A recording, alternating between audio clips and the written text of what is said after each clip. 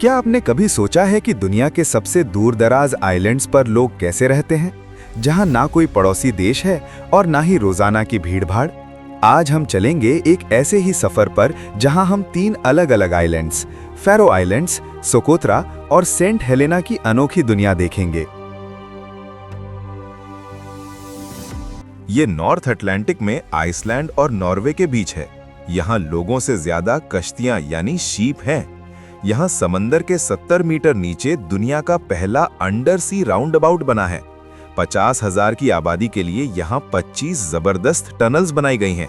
यहाँ के लोग आज भी वाइकिंग ट्रेडिशंस को मानते हैं। इनकी अपनी भाषा और फ्लैग है। एजुकेशन और हेल्थ केयर यहाँ बिल्कुल फ्री है। यहाँ लड़कियों की कमी की वजह से बहुत सी फिलिपिनो महिलाएं यहाँ बस रही हैं। अब चलते हैं यमन के सकोट्रा आइलैंड पर। इस जगह को देखकर लगता है जैसे हम किसी दूसरे प्लैनेट पर आ गए हों। अजीबोगरीब पेड़।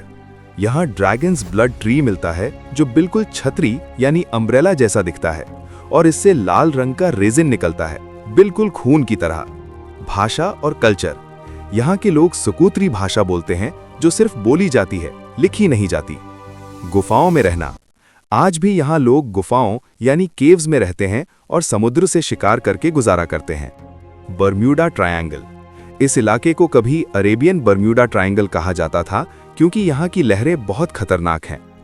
अंत में हम वहां हैं जहां से कहीं भागना नामुमकिन था, सेंट हेलेना। ये आइलैंड साउथ अमेरिका और अफ्रीका के बिल्कुल बीच में है। इसी वजह से ब्रिटेन ने नेपोलियन बोनापार्ट को यहाँ कैद करके रखा था। यहाँ हफ्ते में सिर्फ एक फ्लाइट आती है, वो भी सिर्फ साउथ अफ्रीका से। एयरपोर्ट पहाड़ों को काट कर बनाया गया है। इनकी अपनी करेंसी है जिसकी वैल्यू आइलैंड के बाहर कुछ नहीं।